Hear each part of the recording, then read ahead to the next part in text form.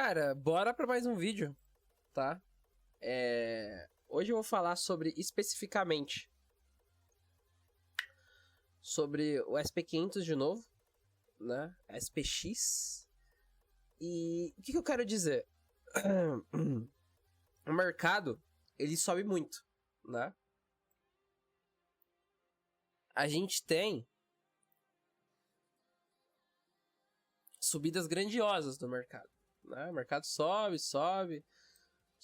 enfim, né? Sobe, e ele vai subindo assim, sucessivamente, né? E o que é interessante aqui é que como que a gente explica consolidação, tendência de alta e tendência de baixa? O mercado, quando ele sobe, a gente falando em fatos da realidade, o próprio comércio, ele ganha uma força, né? O comércio ele fica mais forte. O comércio ele mais forte, ele vai ganhando estabilidade econômica, ele vai alavancando preços, utilidades, enfim, né? Beleza. Dito isso, a gente tem o mercado, né? E o mercado, ele faz essas alavancagens. Ok.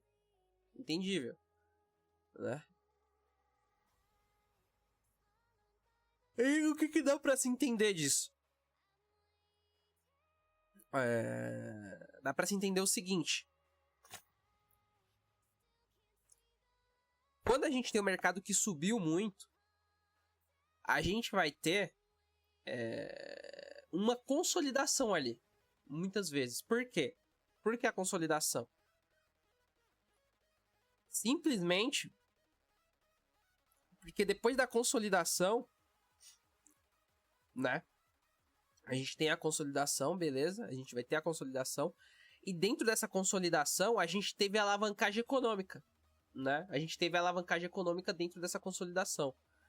E o que é interessante aqui? É que quando a gente fala, eu vou shortar porque o mercado tende a descer depois, é risco demais. Porque não tem como saber quando o mercado ele realmente vai descer. Apesar de ter de que o mercado vai descer, vai fazer uma descida. E dentro dessa descida, a gente tem alguns parâmetros, né? E ok, né? Eu venho falando alguns outros vídeos sobre isso. Então, basicamente, né, o SP500 ele subiu. Digamos que tu colocou um percentual aqui de contratos. E esse percentual de contratos chegou ao nível que você quis.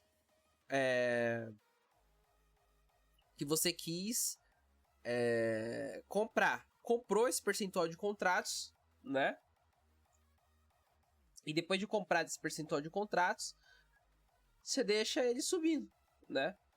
Aí tu fala, poxa, eu vou comprar aqui, aí normalmente é uma correção, né? E o que é mais interessante disso tudo é que esses pingos de correções são às vezes alavancagem de crédito, né? A gente tem, por exemplo, uma alavancagem de crédito, um stop. O mercado tende a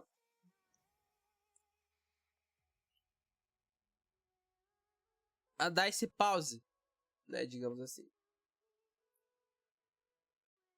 Depois de um tempo. E o que é mais interessante? É que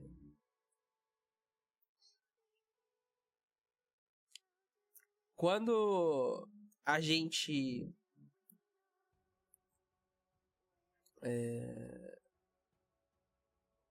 tende a fazer isso, fica muito nítido algumas coisas, né? Por exemplo, a loucura de abrir short em qualquer tipo de mercado. Por que tu tá abrindo um short simplesmente porque vai descer, mas vai descer por quê? Ah, eu não sei, é porque tá gravando aqui o mercado e ele vai descer por causa disso.